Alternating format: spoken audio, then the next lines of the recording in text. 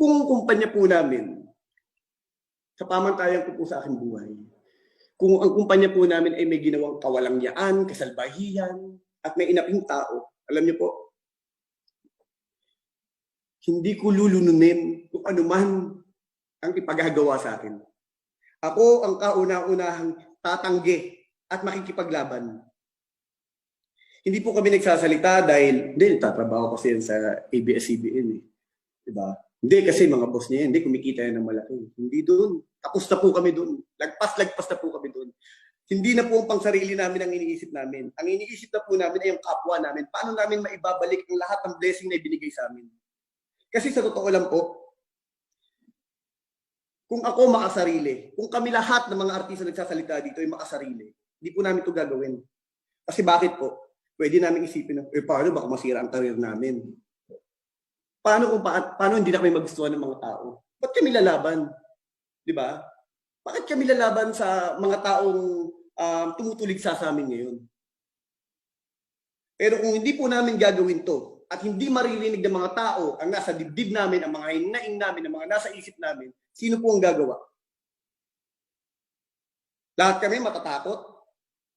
Anong gagawin namin ngayon sa bahay namin? Magti-TikTok? Para mapaligaya po kayo? Ang tanong ko lang po, pasensya na po kayo ngayon na lang po kasi kami, tagal na rin po natin kasi napahinga. Diba po? Ngayon kami nabigyan ng pagkakataon para magsalita eh. Mula na napasarap po ang ABS-CBN. Kinikimkim po namin yung galit namin dito sa dibdib namin. Diba? Anong klaseng hustisya o anong klaseng mga tao ang gumawa nito? Yun po ang tinatanong ko. Kasi kaming mga artista, maaaring lahat ng panglalait inabot na po namin. Di ba? Tama po yung sinabi ni Kim. Minamaliit kami, kasi di naman kami nakapag-aral, artista lang kami, di naman kami nakapagtapos. Diba? Lahat ng panglalait, okay lang po yan. Wala namang problema dyan. Di ba? Opinion nyo po yan. Ang sinasabi ko lang po, nung nagkaroon ng COVID-19, alam niyo po, ang ABS-CBN ang isa sa mga nanguna para tumulong sa ating bansa. Kaming mga artista, walang nagsabi sa amin, walang nagpilit. Kahit maging buhay na namin ng kapalit. Kung manonood kayo sa balita, halos lahat ng mga artista nasa labas. May mga artista na kumikilos kahit hindi nyo nakikita sa TV o sa social media. Bakit? Kasi po, ito na yung pagkakataon namin para naman kami ang tumulong. Kasi po, yung mga hindi nagagawa ng iba, kami na po ang gagawa. Kasi nakakahiya naman po sa inyo. At nakakatakot lang po, nasabi ko nung sarili ko nung sinara yung ABS-CBN. Gano'n ba kasama yung yung nangyari? Ano ba po bang nagawa namin mali? Ano bang nagawa ng mali ng kumpanya ko? Kasi yun ang tinatanong lagi ng mga tao eh. Hindi ako mahilig sa social media. Sabi ko sa sarili ko noon, hindi ko ito papasukin. Kasi alam ko masasaktan lang ako dyan at hindi yan ang buhay ko. Basta ang alam ko, tatrabaho lang ako. At yung trabaho sa akin, ang tawag sa akin, artista. Pero ang tingin ko sa ginagawa ko, trabaho lang to.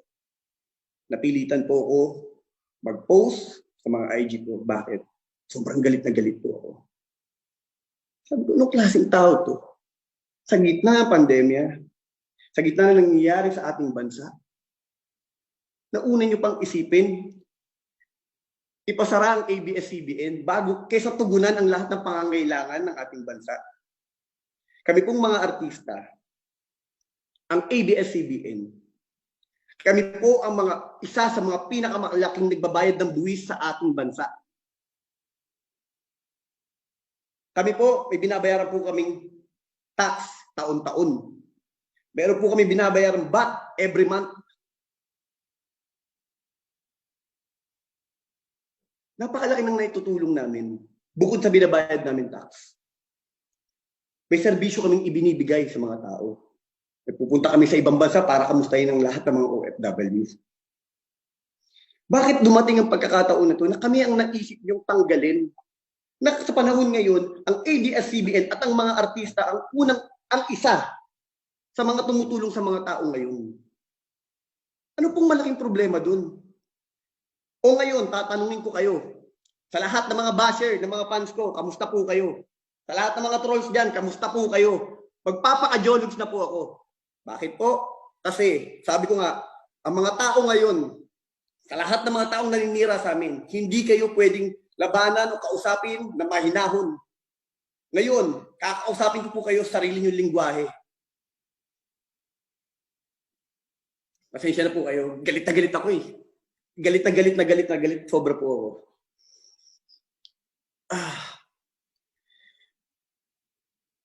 Ngayon po, ano po ba uunahin natin ngayon? Tanggalin ang kumpanya na tumutulong sa ating kapwa, sa lahat ng mga Pilipino? O yung sugal na pinapasok sa ating bansa? Buti pa yung Pogo. Diba? Pinaglalaban nyo. Itong kumpanyang tumutulong sa lahat ng mga tao ngayon, pinasara nyo. Ano yun? Tapos yung mga tao, tuwang-tuwa. Tuwang-tuwa kayo na nawalan ng trabaho ang 11,000 na tao. O ngayon, kaming 11,000 na tao, ano mangyayari sa amin ngayon? Ngayon, kaming mga artista, paano namin tutulungan ng ilang pamilyang tinutulungan namin at binubuhay namin? Anong sabi ni Harry Roque? Di ba? Anong sabi niya? Oh, kumila kayo, dole. Di ba? Huwag kayong mag-alala. Bibigyan namin kayo ng ayuda. Eh kung ang buong Pilipinas kayo, hindi nyo masuplayan eh. Pati kami makikidagdag.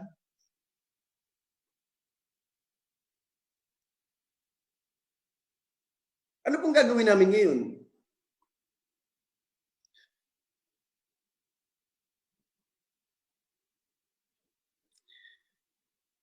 Alam niyo po, ang hirap eh. Ang hirap, ang ano eh.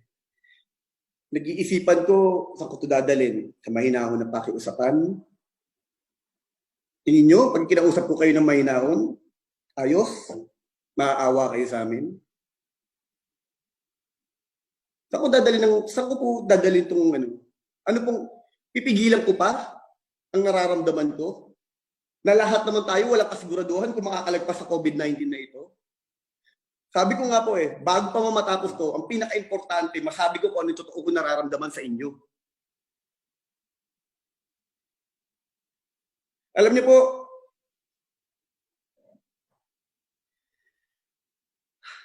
pasensya na po kayo.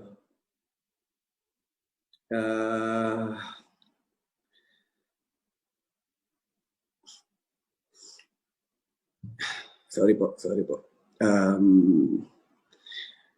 Sobra po ang galit talaga na alam ko hindi lang po ako, marami sa mga kasamahan ko, marami sa mga kasamahan ko sa industriya.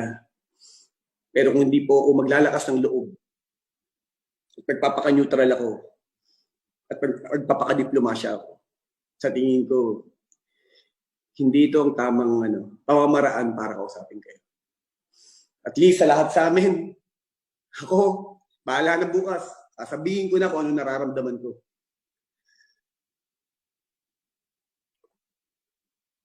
Ako po si Coco Martin at maraming salamat po sa inyo.